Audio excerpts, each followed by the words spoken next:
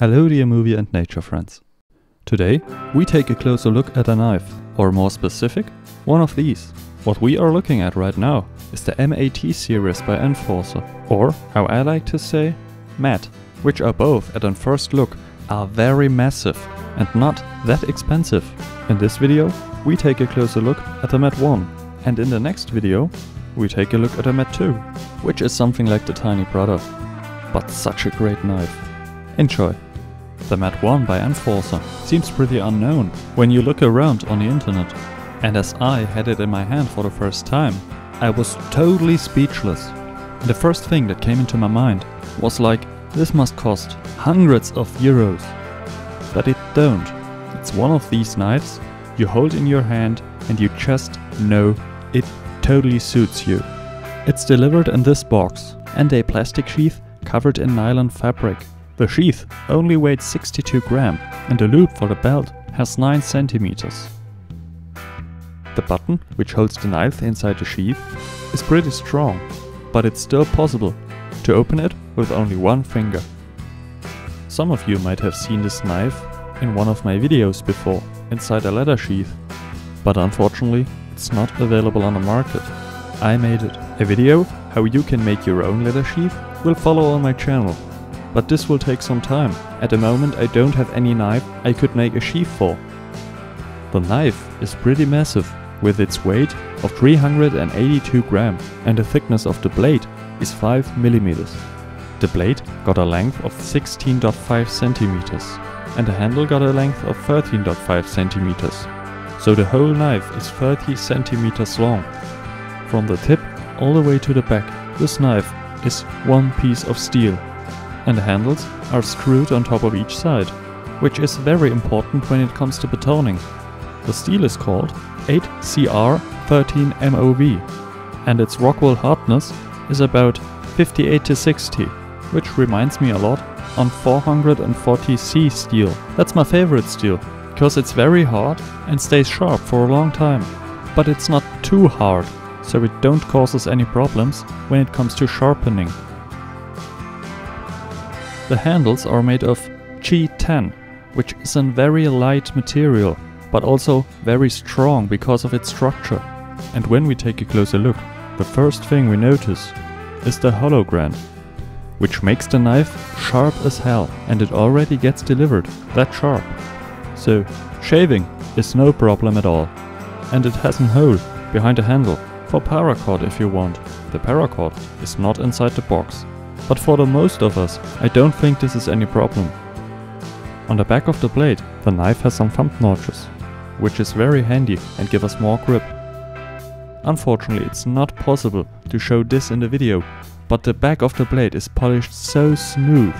So it's also possible to open bodies without damaging any organs, which would ruin the meat. So I think it's a quite good hunting knife. But it's still possible to get some sparks with the fire steel without damaging the cutting edge. Here we got 2 sharp edges, and it's also possible to grab the knife more in front for a more precise control.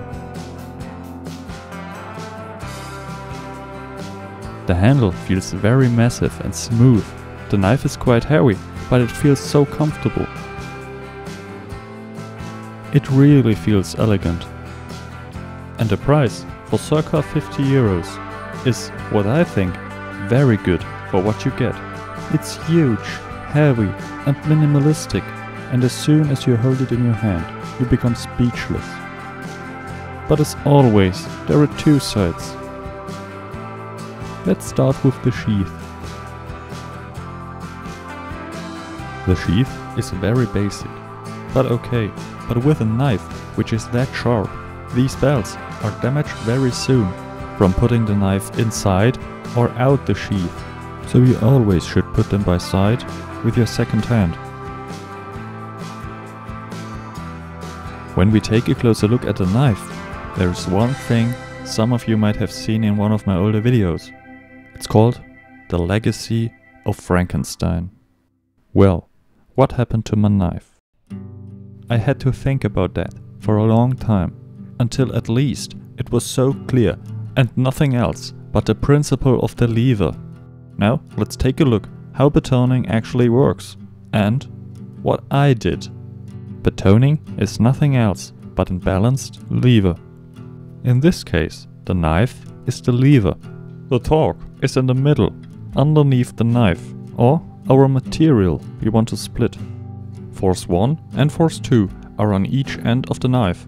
Force 1 is our hand, which in one point holds the knife, but also makes sure that the knife don't flip while we hit the front area. And that's force 2, our hammer, which drives the knife into our material. Both forces are working against each other.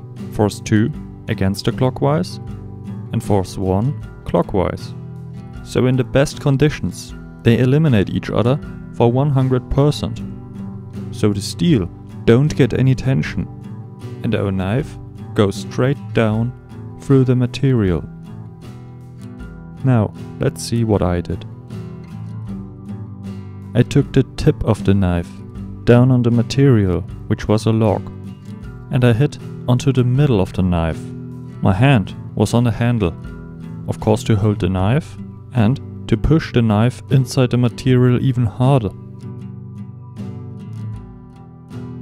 So the torque was here on the end, and both force 1 and force 2 are going against clockwise. They sum up. Force 1 plus force 2. Not force 1 minus force 2. As shown in the first example, the tension in the steel goes on its maximum. And don't forget about the hollow ground. The thickness of the steel in its lower third is only about 1 mm, which in this case was the weak point, and the hammer I used was quite huge.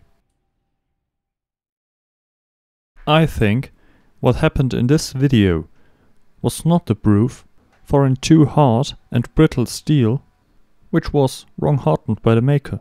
It was nothing else but wanton destruction, because I did too much but fought too little, and everything around us was frozen and hard as stone. The knife was torn violently, from the bottom to the top, what you can see here at its strongest point. I can't blame the knife, which is the reason why I bought a new one. I just love it. But in fact, a small downside is the processing of the handle, which what I think isn't a big thing at this price. As you can see, the steel stands out above the handles, and it's the same at the screws.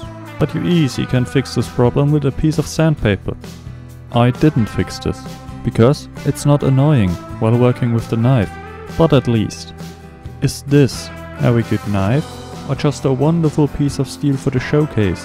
Yeah, the hollow ground is a weak point. But if you know that, and not all physical disadvantages come together, it's just as awesome as it feels while holding the knife in the hand. It's so much fun working with it. But now let's come to an end. If you should have any questions, you'll find me on Facebook or down below in the comments. And both knives are linked in the video description. There you also find everything I used for this video. And the next time we take a closer look at the Mat 2 by Enforcer. Have a wonderful time. Thank you.